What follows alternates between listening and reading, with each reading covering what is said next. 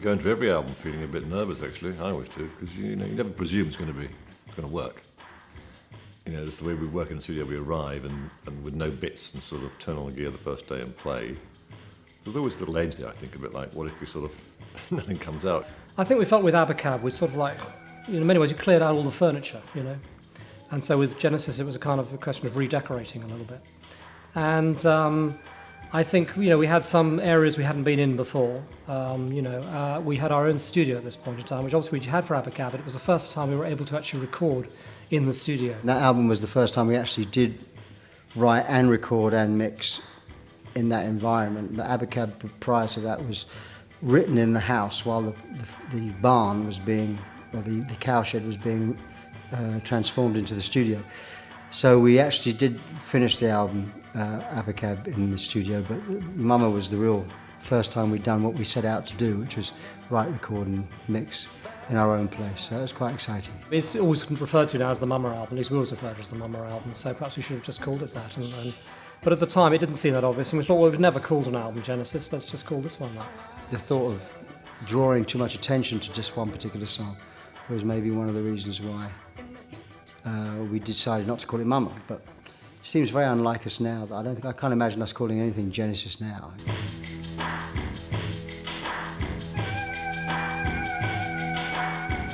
Mama's a great example of this album. That sums up how the album worked. The version you probably heard of Mama that's there was recorded very early on, from a slightly longer section, if I remember rightly. And so you captured spontaneity for the first time. Actually, you captured us kind of writing things and playing them very early on, and recording them rather than finishing the song, going into record, somewhere else later. We had various versions of it. We had the drum machine part, and then I sort of bass pedal and put all these sounds on top of it, and we had a sort of atmosphere going which we knew was going to be strong. We didn't know quite what the top line was going to be. It could have been a lot of things and still been good. So we sort of got a basis down very early and worked on it like that.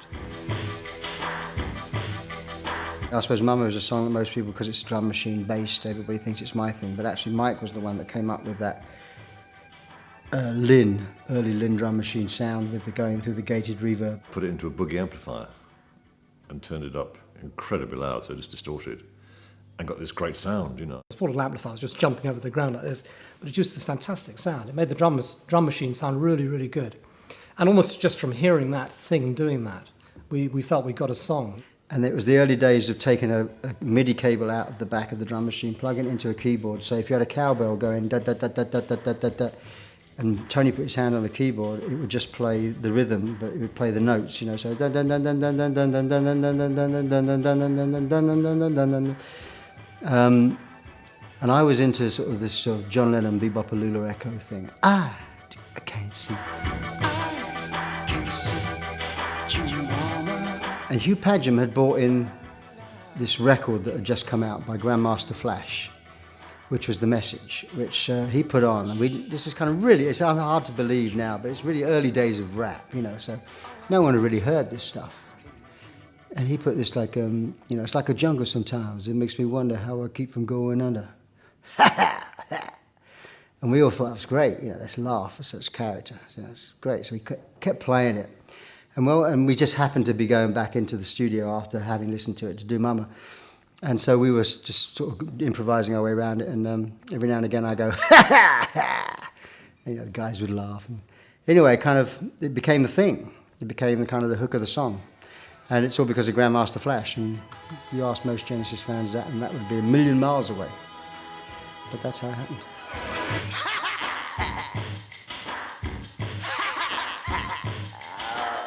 With the lyrics on songs, you're always looking for something. I think Phil himself had got quite into the stage of where it was more important how the lyrics sounded almost than what it meant in some cases. And I think Mama's an example of that, really. It's sort of loosely probably about sort of a sort of prostitute or something, really. But you don't quite know what she is, But you've got this sort of feel about it. Mama is this elderly, voluptuous hooker that this kid's got this, this teenager has got this thing about. And he just dreams about her, and she just kind of takes him under her wing, but nothing sexual there. But of course, he just gets turned on because she's, sexy woman. I think the lyrics of Mama actually is an area where Phil, maybe, I tend to think maybe more in Genesis because of the nature of the chord Tony plays. It's easy for Phil to write a little darker, lyrically. It was meant to sound very steamy and sweaty and kind of a bit like Charles Lawton, you know, in a white suit, kind of constantly wiping the back of his neck. Kind of feel sweat and steam and zzz.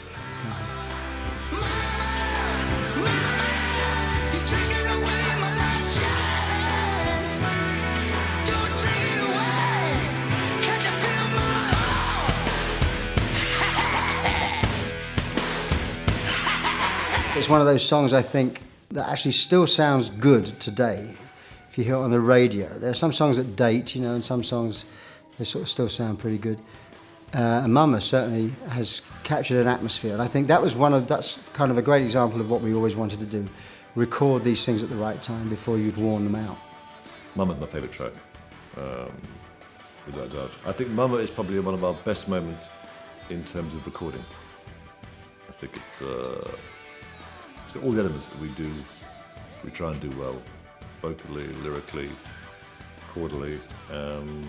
And Genesis has this ability to create this dark atmosphere. I think Mama's a great example of that.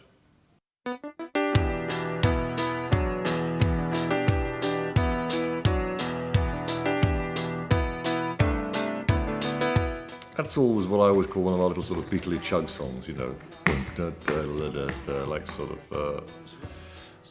that Beatles sound they have. A sort of sweet little song, really. Like Rocky Raccoon, I always think about, you know, which was always a song I liked a lot by the Beatles, and great feel, really. I mean, I started playing that piano riff, and then Phil started doing this riff, and we knew we had a feel, you know, quite know where it was going, and I just purposely kept all the chords very simple, and just sort of had a. You didn't want to kind of go miles in any direction. I wanted to kind of stay where it was because it felt really good. But why does it always seem to be me looking at you with you looking at me? It's always the same, it's just a shame, that's all.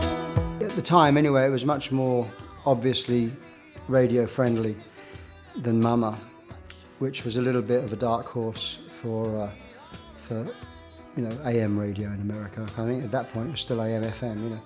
I was kind of surprised it turned out to be a big hit in America. I suppose quite a sort of catchy little phrase Phil had on the word "that's all," but I think it was just our time was right in America. I think round about that album where things just started working on the radio. You know, we've been playing in the States for years and years, and suddenly we got better at writing shorter songs. You looking at me, it's always the same, it's just a shame, that's all.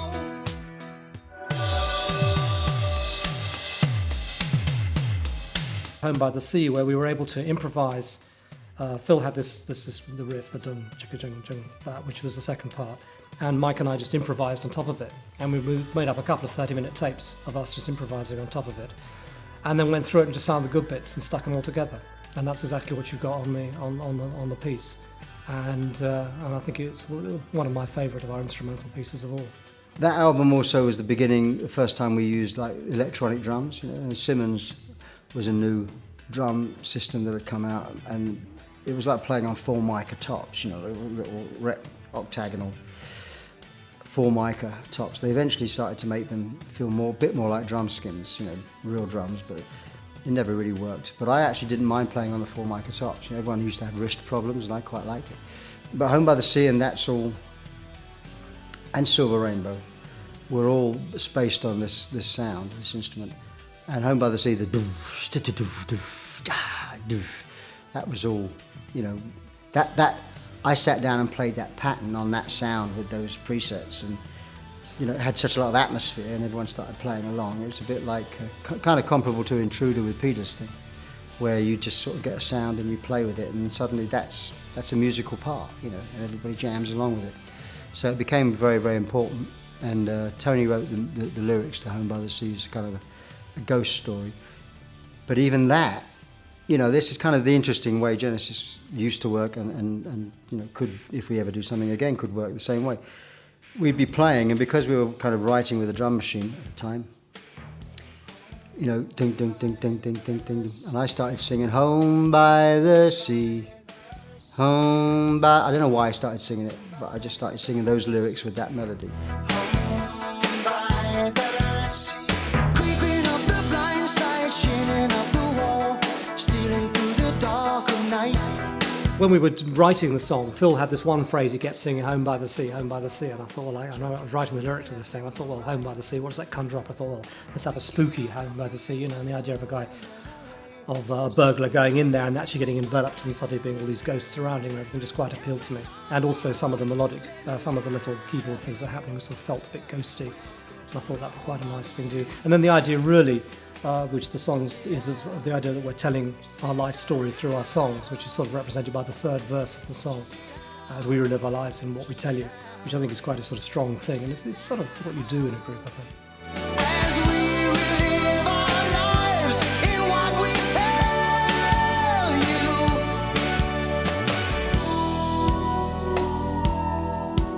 There are certain big songs that fall into categories. I think Home by the Sea is what I call, and Domino, for example, are standalone songs. There are no other songs quite like it before and after, I think, which is why they're still played on stage. Instrumental music is a very important ingredient in Genesis music. I think it's something that makes us distinctive, you know. It's for those that know our records well, it's always a lot of standout moments that have been that way. I think, you know, you go back to the days of Cinema Show or Firth the Fifth. They're sort of probably on that particular album set in England, those are probably almost the most memorable pieces of music, you know. And I think on this, you know, Home by the Sea, that second Home by the Sea thing is a very strong melodic piece, and it works very well instrumentally. It's very exciting, so yes, they are important. Beyond the silver rainbow. Side one, as it were, the old side one, it's kind of got the three best known songs on it. Mama That's All and Home by the Sea. And the second side is slightly more quirky songs on it. It's a slightly forgotten side, I think, in many ways, of Genesis. And I think it contains a couple of, you know, of classic songs. One of them, Silver Rainbow, which is a real favourite of mine. You know, it was Phil started playing this kind of sort of like Adam and the Ants kind of drum thing, you know, with the Simmons and just banging his way through it, and started playing this piano riff on top of it. And I just thought it was a really strong song, and I hoped it would go a little further than it did, actually, but it wasn't sort of recognised.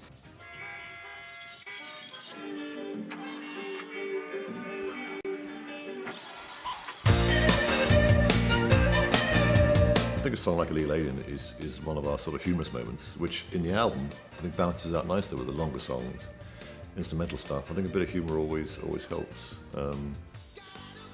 And funnily enough, I'm not I don't go on too much about the remixes and all that stuff, you know.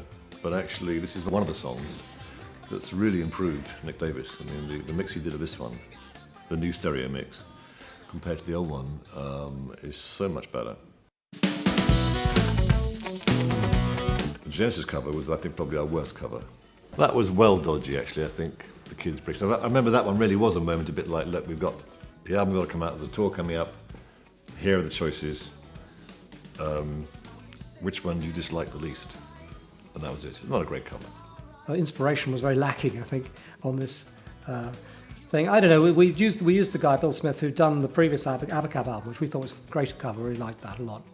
And this one, we were a bit stuck for ideas, and he got this photo, and we looked at it, we thought it was quite interesting, you know, but then we actually put it on the album, we thought, we don't think this is very good. And we almost tried to do a last-minute sort of change of the cover. But I mean, in the end, it's just become, it is just a cover, I suppose, but it's not a classic one. The idea seemed better than the result, let me put it like that.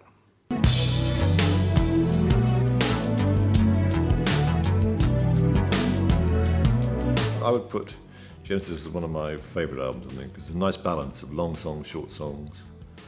And I think probably the most important thing about this album, actually, that's the point. I think one of the main things about this album is the first time we actually went in to record, having slightly changed our sound with 𝗜脾𝘁𝗁𝗏. And going back and doing this remixing with Mick Davis has been doing it, you come to the 𝗜脾𝘁𝗁𝗏 albums and they sound bloody good. I mean, you know, we had real trouble trying to... Nick naturally did the surround sound mix, and then while he was there, did a new stereo mix. But we had a bit of trouble with some of the new stereo mixes. You know, you couldn't better Hugh's work. I think he got a fantastic sound on this album, the next one. Having done all these remixes, I've had a chance to sort of look at everything, and you come across bits and pieces that you'd sort of forgotten about a little bit, really, and songs you'd sort of, a bit secondary in your own brain. Things like "It's Going to Get Better" on the second side of this album. Again, it's another one I've sort of forgotten about a bit, but and it sounded really good.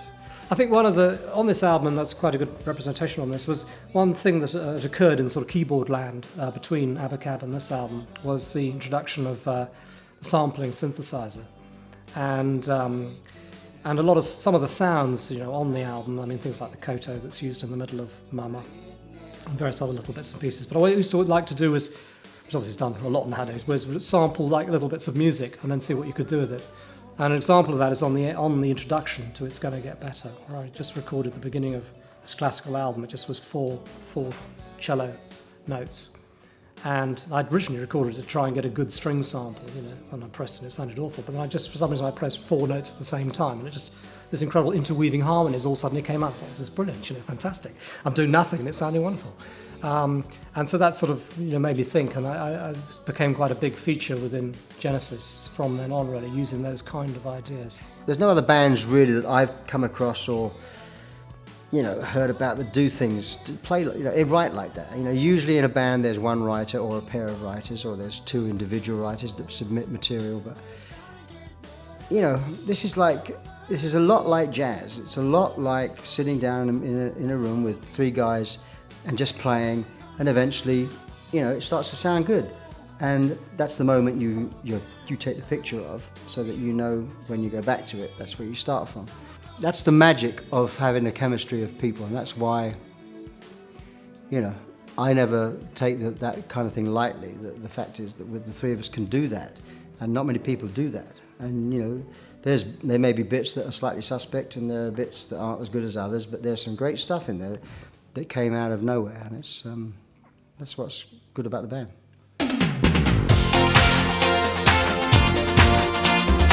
I think going into Invisible Touch, we did feel quite self-confident. We felt we'd sort of really kind of broken ground, particularly live and everything, and suddenly we'd started to play big places, and university around the world, probably finally reached a certain platform in America that we sort of hadn't quite made before, I don't felt.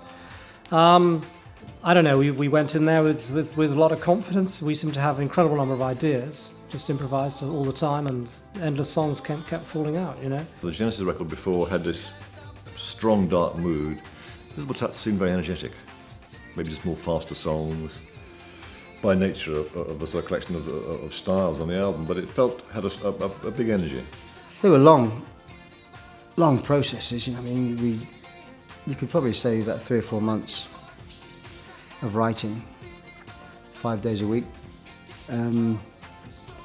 until such point, and the guys were always reluctant to sort of commit, and I was there with my list saying, well, if we put this bit with that bit, they said, well, no, not yet. So I'm a bit more impetuous, and they were kind of, so we ended up with thousands of bits, and some bits, probably great bits, went past us without noticing. The tapes are all there somewhere, and actually only the other day I found my notes, for these albums, because I used to make, someone had to make notes on the cassettes, and listen to tape 4, about 20 minutes in, there's a great bit. I was the keeper of the tapes, so it was kind of my responsibility to come. When they said, what was that bit we did 4 weeks ago? Okay, you mean, I had to come up with it, It's my job. It was a really enjoyable album to make, I felt that we just managed to, I think there's a sort of confidence, a confidence allows you to write shorter pieces, in a way. In a strange way, for a certain someone like me, it's very much easier to write a great long piece, through all this wonderful stuff and funny chord changes and everything, and you almost don't have to sort of answer the question, well, is that bit good enough for it to be there? You just sort of do it, and it happens. Whereas on these things, if you've only got 3.5 minutes, 4 minutes of the song, and you think that you want it to be a good song, every bit's got to count, every aspect of it. And I think we got, we did some good job on this. I don't think you ever know when you finish an album what you've got. You always like it. But you don't plan what comes next, in a sense. This is a very easy album to make, Invisible Touch. I felt it flowed out very fast, and creatively it felt an exciting time. It came very easily.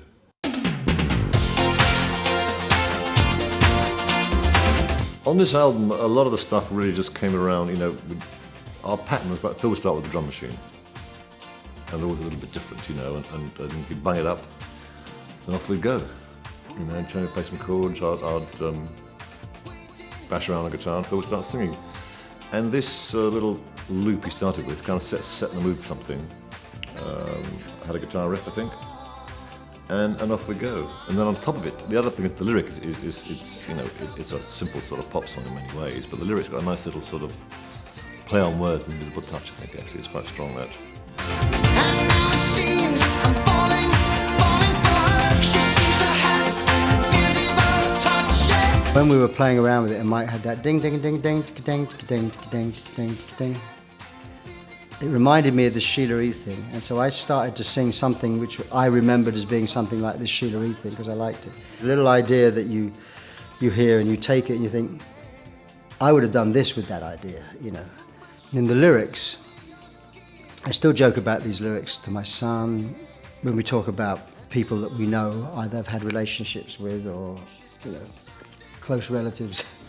People that they had the invisible touch that I'm not quite sure, but whatever it is they do, you can't get them out of your mind, In the live lyric of the song that I sing, though she will fuck up your life, you'll love her just the same, It's kind of one of those things, and I actually, I like that lyric, because for me it's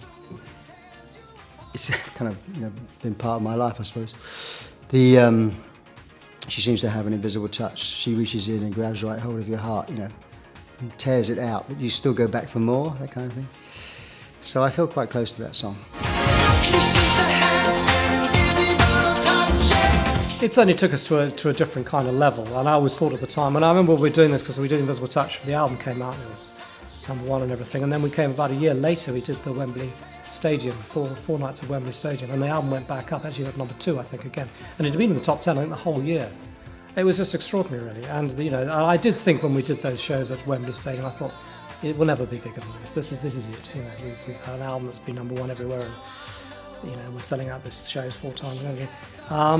And it was a great feeling. I just thought it was, I'll enjoy it, I think, because I thought it went on last. It lasted longer than I thought it was going to, actually. I think we probably all felt that it was a single, or the representative, the flagship of the record. But it was #1 in America, the first #1 album and single in America. It was a very big record for us.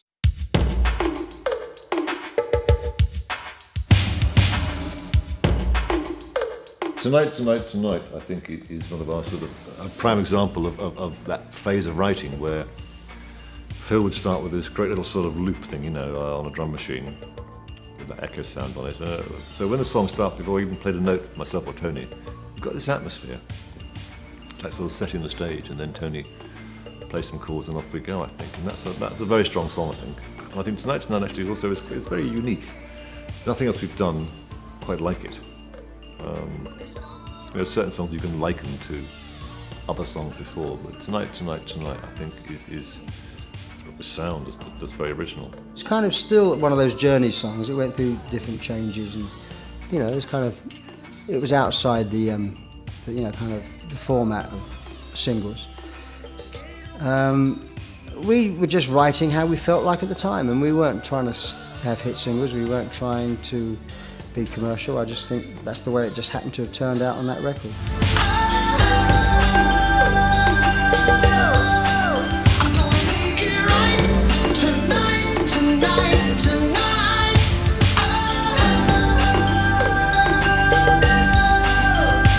Obviously, we edited it down as a single, and it was a big hit in the States, particularly, and it was a hit in England, I think, too, actually. But it's obviously, the extended version has quite a long middle eight. It's more like a traditional Genesis song, goes through lots of changes, and there's this sort of very ethereal kind of middle part, which, is a very nice piece of music, actually, but it's obviously didn't make it onto the single. But it's, I guess I can't put my finger on what it is, really. I mean, obviously, Phil had got him, he'd become established more as a singles act. That opened a few doors for us in terms of radio. We're prepared to sort of, listen to it, I suppose. But I think the songs were there anyhow. A song like Invisible Touch or Land of Confusion, they're hit songs, I think, by anybody.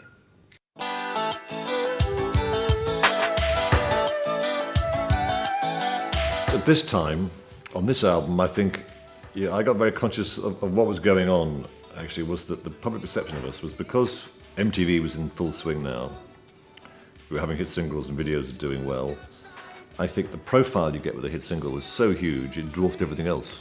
So I think people forget there were long songs on this album, like Domino. I mean, I think there's always this thing about, you know, you're a progressive band with the long songs and then you ended up doing the shorter songs. We didn't really ever stop doing the longer songs. They were just dwarfed, perception-wise, by the power of television, really. And funny enough, when you see us live, that balance is so different. I mean, I think when you see us live, the long songs are probably as big a part of the audience's enjoyment as the short songs. And the balance is doing very much half and half. So I think in a way, songs like Domino get rather forgotten until we go on stage. Well, I never did see such a terrible thing as you seen last night on the TV. Maybe if we're lucky, they will show it again. Such a terrible thing to see. Oh. Well, to me, it is a very important track, Domino. I mean, you know, it's sort of, I suppose, I'm sure they will say it's kind of more me, perhaps, than the others in a way. The lyrics mine, and I was trying to get across sort of a political kind of message, and it's sort of, you know, about how politicians are a bit like what the people who write nowadays, I think, in a way, but politicians don't sort of sometimes, I think through what it is they've started off. You know, they do something, and then the fact that all these people are going to be, you know, people's husbands are going to be killed, and all the unexpected consequences that occur when you start something off, you know. People tend to think very sort of blinkered about a thing. They think we've got to get rid of this guy, got to do that. And of course everything else happens. And that's what the song was all about, really. And it was a nice, big, long song, gave you an opportunity to have a bit of fun, both lyrically and musically. And also it's a very strong, the end section is very strong, the bit, it's got a very strong guitar riff, and it works, it's worked, you know, it's a classic stage song ever since, I think. But it's one of the, in a funny way, it's almost, from a stage point of view, it's one of the best songs off the album, just because it gives you more room to breathe. You know, the longer songs tend to work better on stage, I think.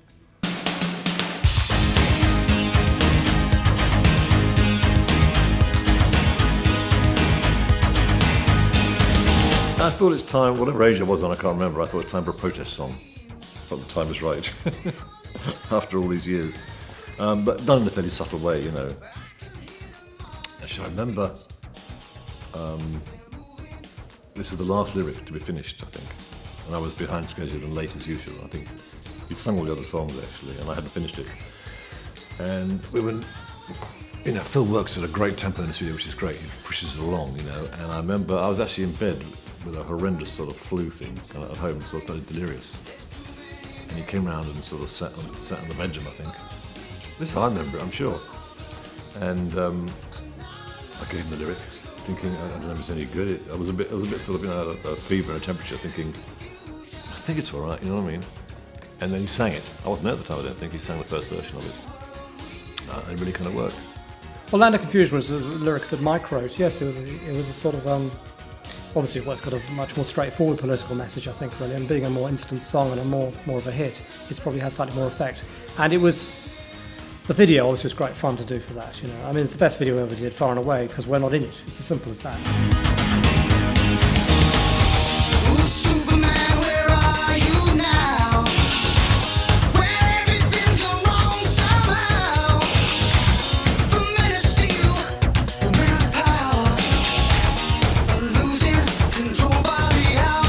Spitting Image, of course, was very, very popular. They'd done me on a couple of episodes, taking the mickey out of me, and I was always very flattered by that. And I guess Jim Ukich and Paul had seen those and said, why don't we ask, you know, see if Spitting Image will do a video, which was, you know, for our point of view, was quite good, you know, good idea, because we didn't particularly like the idea of being in our own videos. It was like a, you know, I mean, our attention span was pretty short. Too many men. There's too many people making too many problems, and not much love to go around. Can't you see this is a land of confusion? There was lots of great moments in the video, I think. It was, and you know, just the little moment of the hands, I think, which happens in the middle of the video. So these are the hands we're given bit, which is just quite touching and just sort of, I think it was a good combination, really, and it produced, it actually won a Grammy, which is the only Grammy that Genesis have ever come anywhere near. So it was nice. This is the world we live in, and these are the names we give them.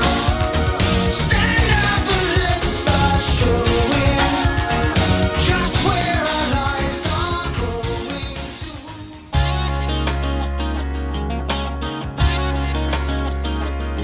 It's one of those one-note sambas, you know, like kind of one of Mike's riffs. He wrote the lyrics for it as well. Yeah, it turned out to be a great stage tune, actually. Need I say that emotions is something we don't share? I don't want to be sitting here trying to deceive you. I will often, on some songs like Throw It All Away, will start with a phrase, a fill, a sound, the sound of the words. I'm sure on Throw It All Away, quite a lot of the stuff that I used, little phrases were in there. I'm sure Throw It All Away was in there.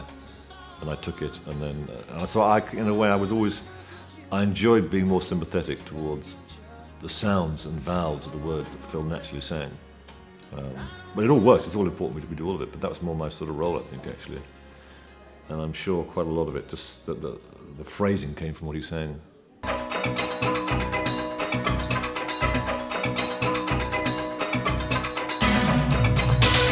The Brazilian was, you know, one of those sort of things where we just started to fool around. Again, this was like with the Simmons, you know, finding out what kind of different odd sounds you could get programmed into one kit. You know, obviously a drum kit's a drum kit, but this was like, you know, you had these different kind of sound. And Tony, you know, I remember sort of just mucking about and getting a pattern, and Tony would start playing. It started to get moulded into an instrumental song, you know, as time went on, but it just started off as a bit of a jam thing. In the rehearsal room, I'd often just switch on the machine, you know, the emulator, and just record whatever's happening in the room. I think Mike was just playing along, and Phil was doing something, and I recorded it. And this thing was there, and I slowed it down or something, or we combined a couple of different notes to get an effect. Because what they play on their own wasn't very interesting, I promise you. Put it together, and it just produced this thing, and I looped it, and I thought, well, that sounds really interesting. And then Phil started playing along with it. And it developed into a song that I think was into a piece, you know, just, and the whole thing was quite quirky, so I just sort of, you know, played a rather, one reviewer described it as the cheesiest synthesizer sound of all time, I think, you know. And it just, that was all sort of part of it for me. It was just kind of like a bit strange, and I quite like things like that. There was actually, there were two, because there was another instrumental we did on this recording, which was Do the Neurotic, which is obviously on the extra CD for this lot. And the two, it was a question of which do we use. Do the Neurotic was a much more traditional Genesis piece, you know, like Los Endos, lots of things happening, and musically a very interesting thing. Or the Brazilian, which is a much more quirky piece. And in the end, the vote went for the Brazilian, which I think we all felt at the time was perhaps the right thing.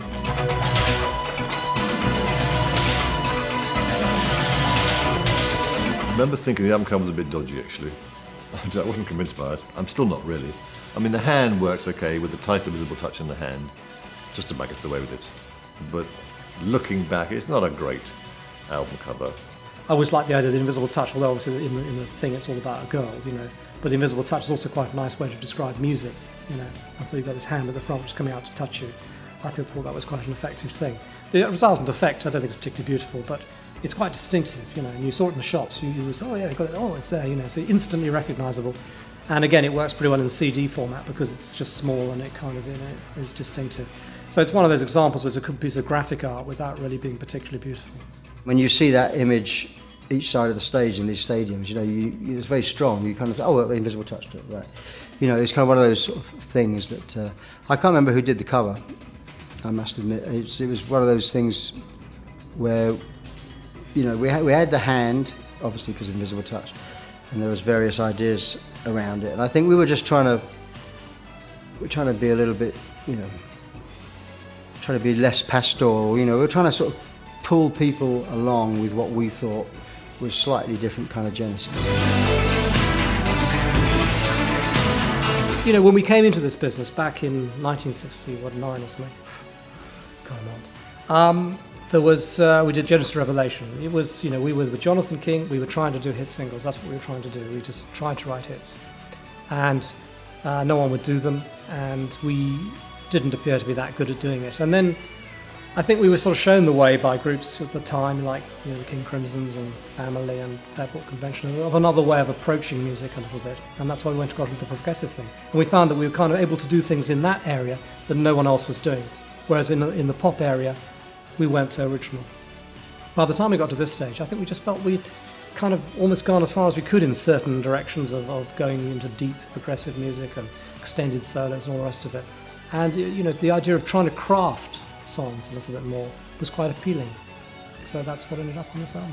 Each one of those songs, like Atlantic Confusion, In Too Deep, Tonight Tonight, Invisible Touch, Throwing It All Away, they were all kind of either top 5, top 10 singles in the States. And I think that was probably the 85-86 tour as well we did with that. That was the first stadium tour. I mean, that opened up a whole... That was probably our peak in America to some extent. We Can't Dance may have just kept up there with it, but certainly from a record point of view, that was our biggest, probably the biggest wave, that album. It was a good blend, I think. I mean, I think it's I was pretty excited when we finished this album. I thought this is really good, and I liked it because it was both. I still thought it was musically a very interesting album, and yet it was also obviously had a wide appeal.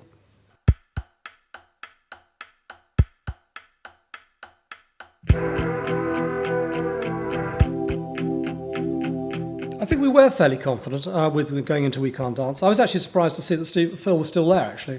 I fully expected him to have disappeared. He'd had so much success, I thought, he doesn't need us guys anymore. After the Invisible Touch tour, I decided to... That's when I started working on my train set, if I remember rightly.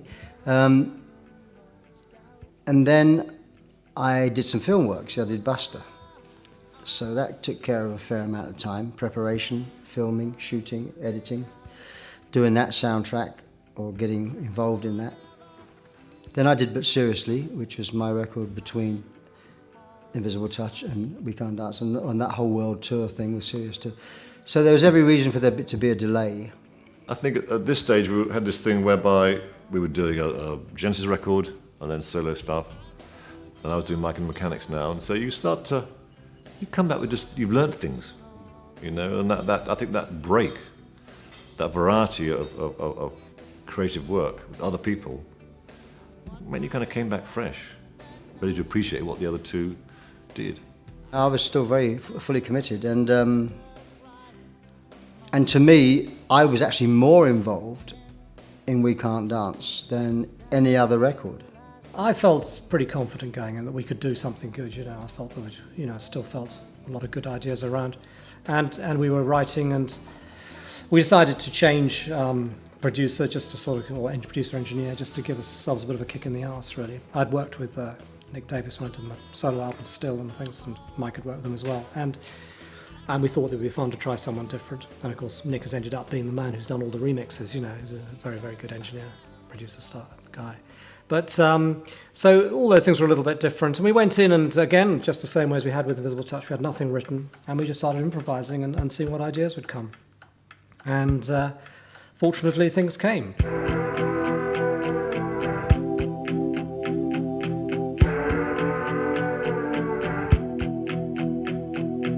I think No Son of Mine is probably one of my most recent favourite tracks, because once again, it's almost like the start of what we could be doing, what was the next sort of stage, you know what I mean? It's like,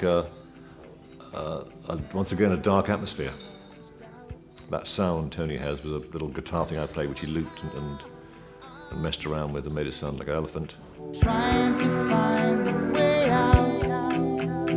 Sounds like an elephant being sick, which is a very distinctive sound. Again, I always like to try and get a sound in there if I can. This was, again, just sampling noise in the room. And it was just Mike actually making some thrashing around, and I just cut out this little bit in the middle of it, and then slowed it right down, and just used the front end of it, and stuck it with this E minor chord, and the effect was fantastic. I thought, this is great, I love this. And immediately, then Phil started warbling on top of it, and we thought we got a song here. This sounds really good. This album was probably the best example of the three of us improvising, and I'm singing improvising at the same time. We did it before, but this was much more so on this record, where, you know, there'd be a drum machine playing and Mike would be playing something, Tony would be playing, and I'd be singing. And out of that stuff, like No Son of Mine, improvised most of it, well, a lot of it, not most of it, a lot of it. If you can just set up an atmosphere sometimes, that's what it's all about. You just get a sort of a feel going. And funnily enough, what you do after it sometimes is not so important. Once you've got that initial mood, it carries you for a long, long time. And so I was very proud of that one. And then I thought the lyric that Phil wrote on top of it was one of the best as well. Really good, that. The lyric of No Son of Mine, again, was one of those, every time we played the thing, it was like, you know, son of mine. I know, I have no idea why I sang it. No idea at all. Just those words, they sang well.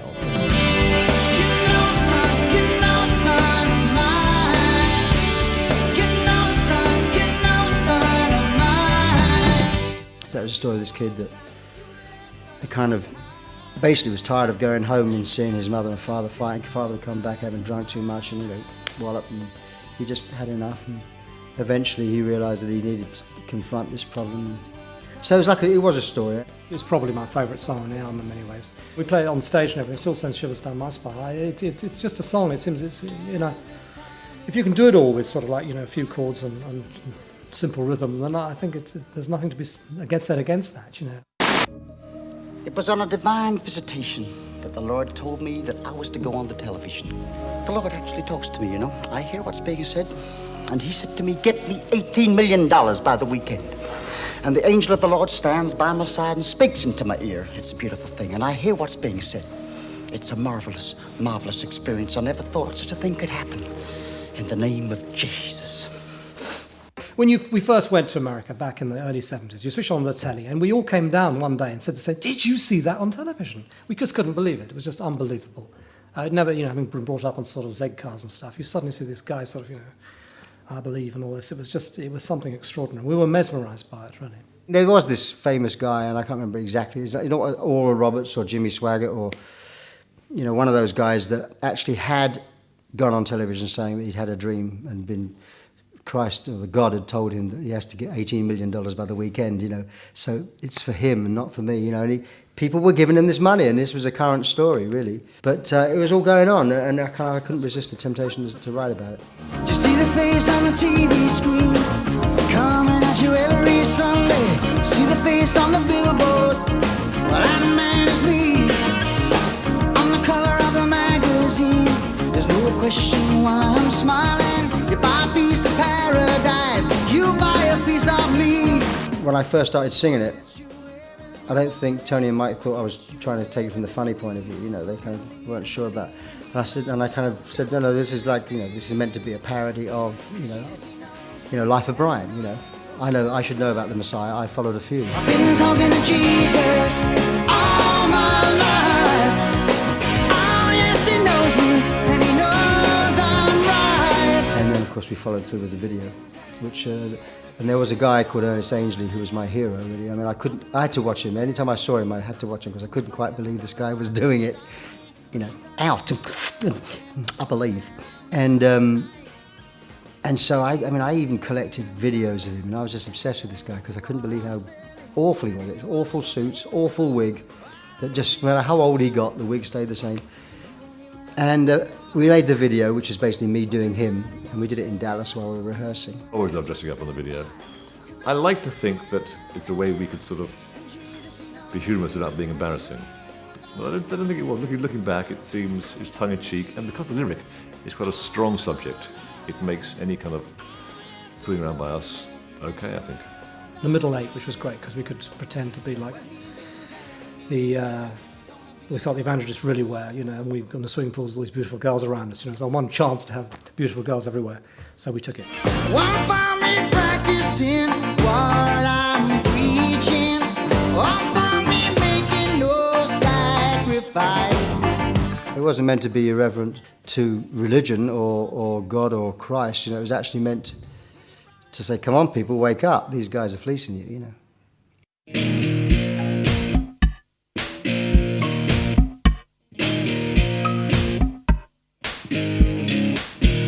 Tony had this boom, sh, boom, boom, which he played on the keyboard. And I had a guitar riff. And what I do remember actually is that I remember playing it and thinking, well, that's really quite nice. but then I couldn't find it again. I had to go back and find the tape, we recorded it, and listen over and over and over again to work it out. 'Cause it's a simple riff, but it's quite unusual the way it's actually put together. We couldn't quite find the way to do it. We tried doing it heavy. Phil would sort of play big drums and I was big.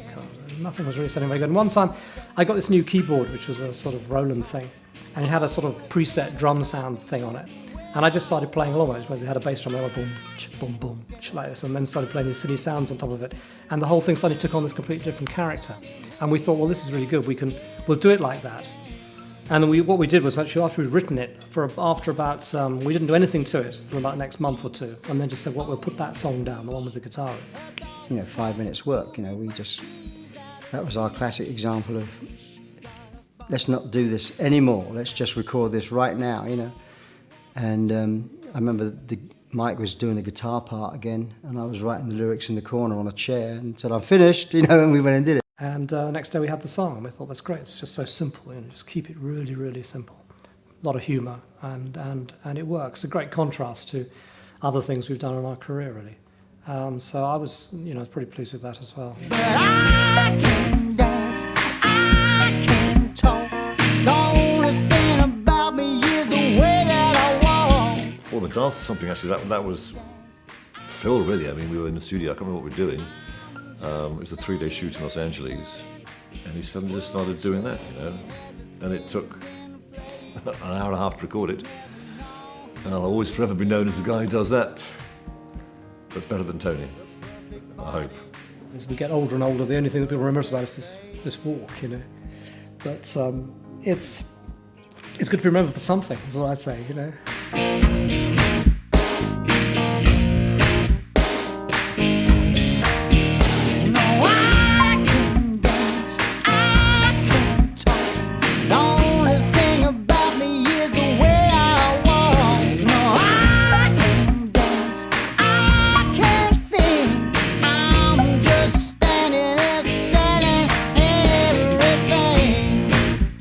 I remember reading Roger Waters doing an interview in Rolling Stone, said, and as for Genesis, doing that stupid walk with that awful song. And I kind of thought, now I've met Roger a few times, and I kind of know that he's a miserable bastard, basically. I love his music, but really, he's kind of has got no sense of humour. Or not. He has a very dark, cynical sense of humour. But he didn't see the fun in it at all. I kind of think he felt that this was our big statement. But so I did write to him and tell him. But he just said that what he said was meant to be off the record, which didn't exactly make it any better.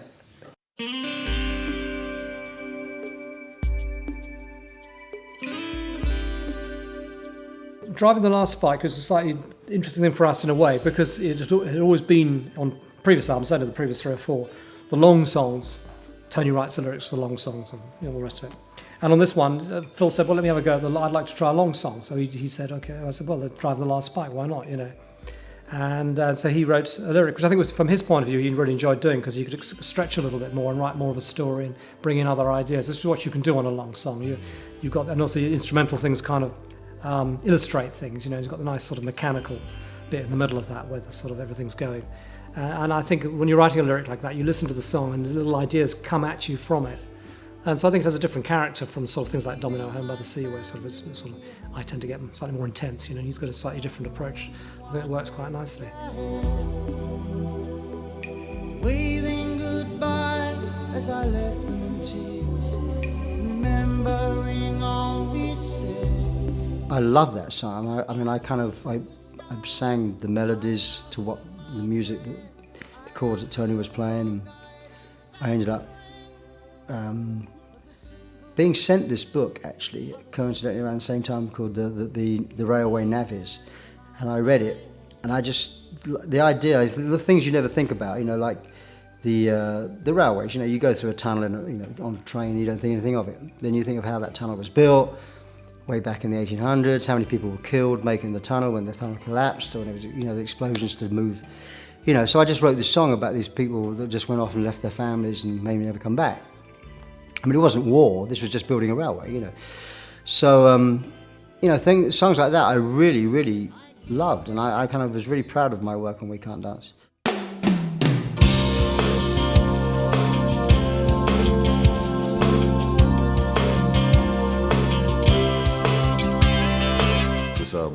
Can't Dance album was a good album cover. And some of our best work comes from when you find something that was already out there and adapt it. It's quite hard commissioning sometimes because they come back and you kind of go, well, don't you like it, you know? So I think it was just a nice Little Men on the Moon. It reminded me of that book by The Little Prince, Petit Prince by Saint-Exupéry. It had that same look, a little man on that planet. And I think our stuff often works quite well, slightly animated. The We Can't Dance album cover I thought was a nice return to form. I thought it was the best album cover we'd had certainly since Duke. Again, kind of similar to Duke in a way. It's very simple, just a sort of a cartoon type picture almost, you know, but strong atmosphere, I think, and just a feel about it that suggested that the album, you know, had a little more romance in it perhaps than the previous one, and just, you know, I think it worked nicely, and a great logo too, which of course we've ended up using ever since then. The E's the wrong way round, you know, just seems to still fit. The last three albums, Genesis, Invisible Touch with Phil, and We Can't Dance, I just remember the writing of them being a real pleasure to do. Fast, easy, really, really creative, you know, things just came out. There were a lot of good moments on it, really, and we were very confident at this stage. And I did feel when we finished this record, probably the only time in my career I thought, well, I think this is going to do very well, this album. You know, as every other time I've always had a bit of trepidation, but this time I felt pretty good.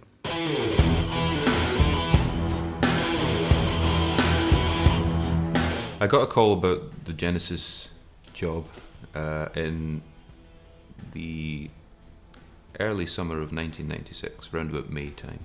It was my brother's birthday, I remember that, and I was in the middle of making my breakfast, and the phone rang, and it was Tony Smith asking if I would audition with a view to replacing Phil in the band because he'd left. Certainly by the time We Can't Dance came out and by the time we did the tour, I had no intention of leaving. That was still, I was getting more of me out on that album and that tour than ever before, so it was just the personal events that coloured the direction that I went in. We sort of knew that Phil felt it was time to move on, I think, for him to do other stuff. So I think, as I've said before and Tony has, you know, I think looking back, I think it was great that Phil stayed that long. You know, I think a lot of people who actually had that kind of solo career would want to move on, but I think he enjoyed, I'm sure he did, doing what we did. You know, the writing process we have is still, I think, one of the most special things musically I've ever been involved with, you know, and I think that was always there. But then it's time we've done it for a long time, it's time to move on, sort of thing. My inclination was, let's call it a day, or let's see, you know, who knows in 10 years' time, like now, in fact. He might sort of say, why not have a go again? But, you know, we talked about it, and Mike particularly was quite keen. He said, well, let's just go in the studio and see what happens, you know. Right, so improvise, see what happens. So of course we went to the studio, started improvising, goes, oh, this sounds really good, I like this bit and stuff.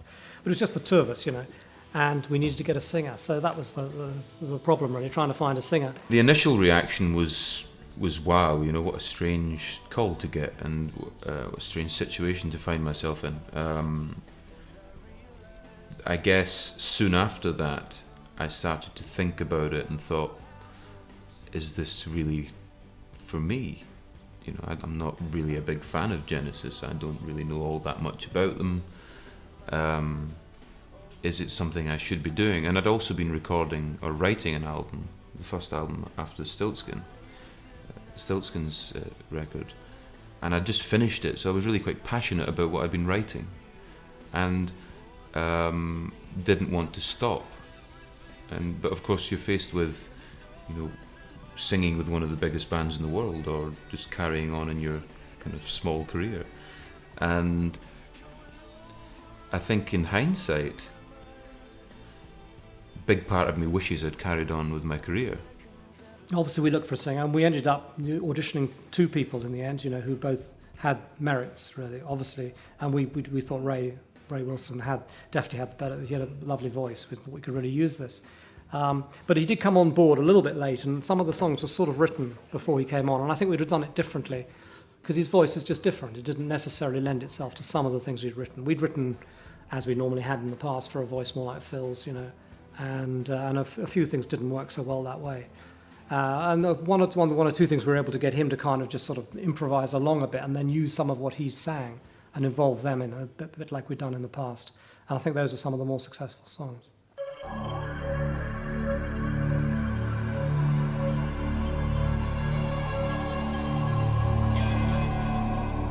I think when we were writing, the one drawback we had, I think, writing as a two-piece, as if we were a three-piece, I think was quite difficult to do, looking back on it. I mean, obviously I write on my own all the time, as does Mike, and you do all this sort of stuff, and it's not a problem really, because then you can go anywhere you like and you can do anything you like.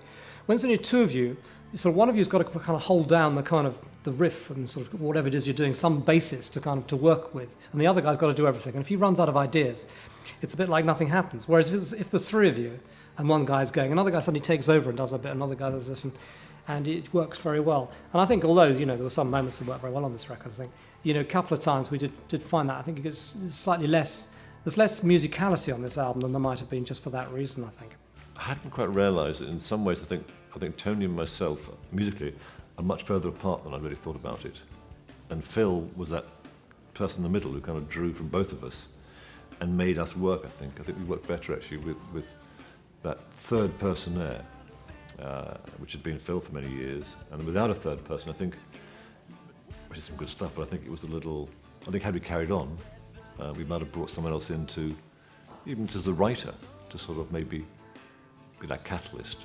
Presenting the ideas to them was, I think, the most terrifying of all. Singing's fine, I can do that in my sleep and I know I can, but when it comes to writing with a band like that, that's a different thing. And fortunately there was a few things that worked out, and we did end up writing stuff together.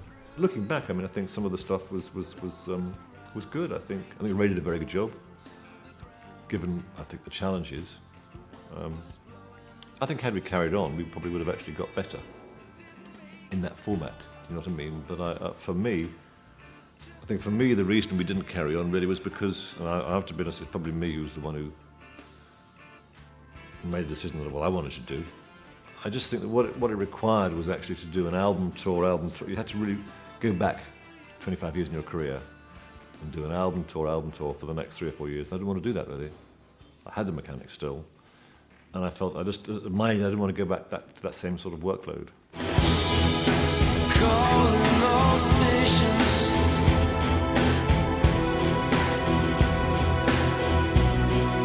Can anybody tell me exactly where I am? My favourite song on Calling All Stations has to be the title track. It just had an energy about it. It just sounded like an authentic Genesis song to me, and I sang it well. Really, really enjoy that song. Yeah, I think the opening track was meant to be sort of something that showed our the dark side, and that kind of melody really suits Ray's voice, I think. It was like the Mama track on the album. Mama was always one of my favourite songs, and Calling All Stations for me had that same drama about it. Dramatic kind of traditional Genesis, I suppose, in terms of the chords and the rhythm and everything about it. And then, vocal that's sort of, which is sort of, again, not rare for us, which doesn't really repeat all that much. Perhaps echoed slightly more earlier Genesis, this sort of feeling with Ray had a very dark voice, And I think towards the end of the song, it really lifts. It gets fantastic sound about it. I'd like to have lifted a little bit earlier on. I think that's my only feeling about that song. It needed to lift a little earlier. But it's still, I think, it's still sort of song I'm proud of. I think that works really well.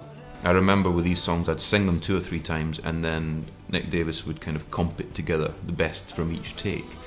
Calling All Stations, the last take I did, I seem to remember, was the one that just took everything I had. I was singing from the pits of my stomach, and singing that song live was a real challenge, a bit like Mama was for Phil. I think he sang that in the studio. It sounds amazing, but try reproducing that one live. It's hard, and Calling All Stations was like that for me.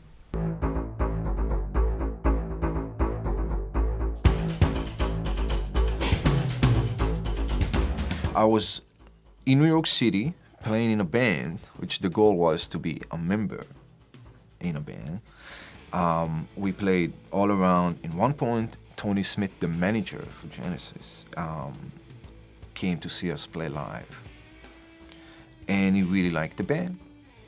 A year and a half later, I got a phone call from Hit and Run Music, from Tony Smith, that Genesis looking for a new drummer and they would like to audition me. Be quite honest, I thought it's a joke at the time. I really thought it's a joke. And that's how it happened. Near as a drummer, I mean, you know, he just had he was just a great sort of, he made the drums sound loud, which is something Phil does very well, actually. But not every drummer can do it. It's a funny thing. You think, well, hit him louder, but it's not like that. And he was incredibly tight, really sort of, and really there's sort of riffs that kind of really sort of smacked into the groove. I mean, I don't know. I've been fortunate in my career. I've worked with a lot of really good drummers outside Genesis as well, you know, and everything. But I mean, he stands up with all of them. He's a very good drummer and just fantastic sound. And live, you know, he worked great. And given the fact that he was we kind of got used to hearing Phil and Chester up there sometimes, and sometimes, you know, Neil was doing stuff on his own which they'd done together, and I think it actually sounds very good, you know. He was a very, very solid man to have behind you, and I think he was very good. I liked Near a great deal. I thought Near brought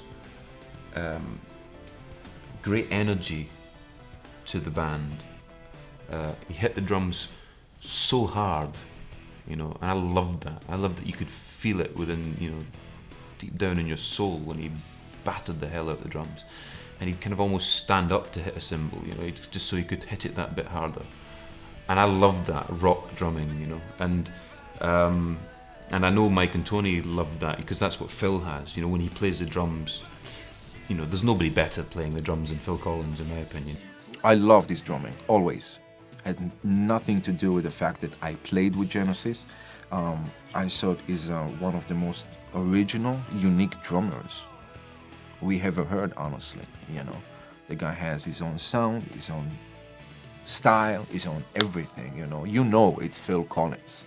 I think me and Near's involvement in Genesis Mark III was very important. You know, we did bring an energy to it that, you know, Mike and Tony as characters are quite laid back, and you know, even Anthony Drennan, who was the guitarist that worked with us on the Calling All Stations tour, Anthony was quite a laid back character as well, very musical, very talented, but laid back. And me and Near were right in there, you know, and I think it was good for the balance of the band to have these different characters. Hot-blood Scottish guy and hot-blood Israeli guy to play in Genesis. This is kind of crazy, but it worked for a period of time.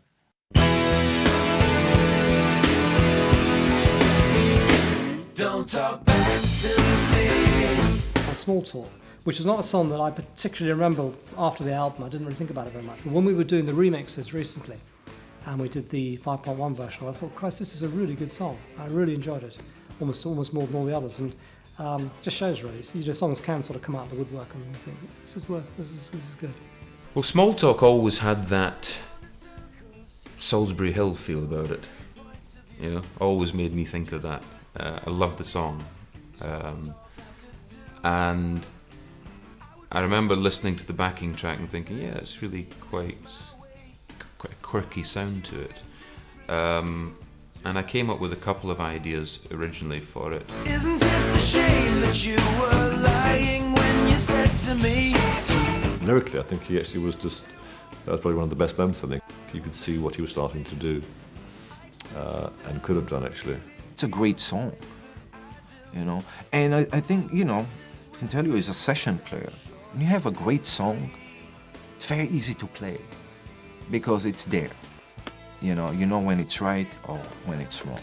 And this was right from the beginning, this track. I think since we did the audition, I played on the track. We didn't have the complete track, but it was there.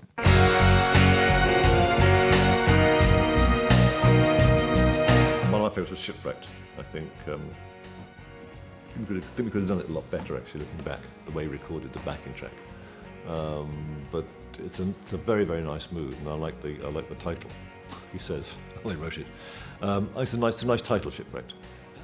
I think if you had a producer, I mean, Nick's an engineer producer, Nick Davis, but had we had a producer who was more of a producer in terms of trying to get ideas and develop songs, we probably could have done a better version of that, I think. It's a song again which started off with a little.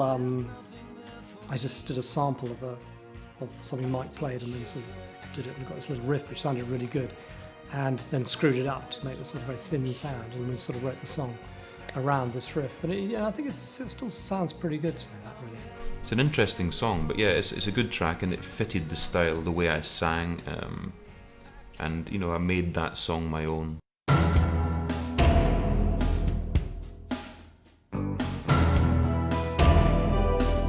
I think There Must Be Some Other Way, which is a song I wrote with them as well, is a great song. And there's a song on the new disc called Run Out of Time. I think it had a working title in the early days. But it's really got quite a interesting bit of magic about it, actually. When you listen to it now, you think, why wasn't that on the album? That's a great song.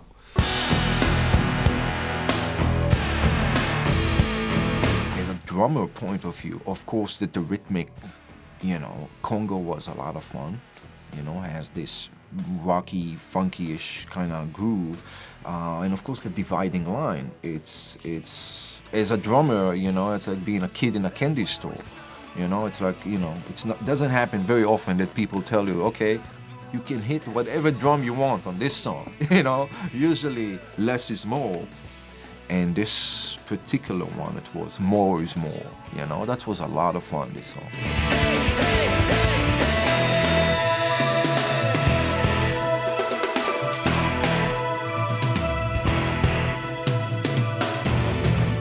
In musical terms, I think there's lots of good moments on this record. I think it stands up very well. I think the two things that I found hard really was the chemistry of that third person. Was not really replaced. I mean, Ray came in and did a very good job, but there wasn't a third person kind of between me and Tony to make us work, I think, like Phil used to. Probably a lot of it didn't go. It washed over me. It didn't go inside, very easily, which is typical of Tony and Mike's material, I think. You see, this is where the three of us kind of had the best of all worlds, if you like, because I'm kind of pretty immediate. Tony's kind of a little bit. You may not know it at the moment, but you'll probably be singing this to yourself in a couple of weeks' time, And then Mike is somewhere in the middle there. He'll write things that, not that immediate, but then, it's just a kind of, it makes the things deeper. It makes the stuff deeper when you've got the three of us writing. And I could see that there wasn't much of that immediacy there, which means people had to invest their time in listening to it. And I don't think people wanted to. They either didn't want to, or unfortunately the timing was such that we were entering this soundbite stage of our lives, where everything is now reduced to like the shortest possible time, because people, if they don't like it, they'll turn it on to the next track. If they don't like it, turn it on to the next track. The commitment that people had when they started buying our records, just isn't there for most people. I was very happy working with Mike and Tony. I thought, the perfect gentlemen to work with, both very talented, and it was, I learned a lot working with them, the way they go about writing. So yeah, I enjoyed it. I was always looking forward to writing the next album with them, because I felt we could have started the whole process together, rather than me coming in late on and throwing some ideas in there. I think if we'd started the whole process together, could be quite interesting. People forget, Pete left in 75, that career was small, well, great fun, but small, whereas the next 30 years were sort of, 25 years were a big part of our career. You can't, the only way you can replace history is by giving more history, and that takes time. I'd like to have worked with Ray in a studio from the word go. It would have been interesting to try to write for that voice, so it would have been a different approach. And we did even consider the idea of perhaps using both Nia and particularly Nia, I think, and Anthony Drennan as well. And I think he's a great guitarist. I really liked different kind of guitarist to what we've used in the past, but it's still a really, really lovely style. And the idea of using them a bit on the album as well, rather than sticking with just the three, would have been quite interesting to do. But there comes a point sometimes you've got to sort of the writing seemed to be on the wall, I think, and we just sort of read it and thought it's probably time to sort of just give it a bit of a break.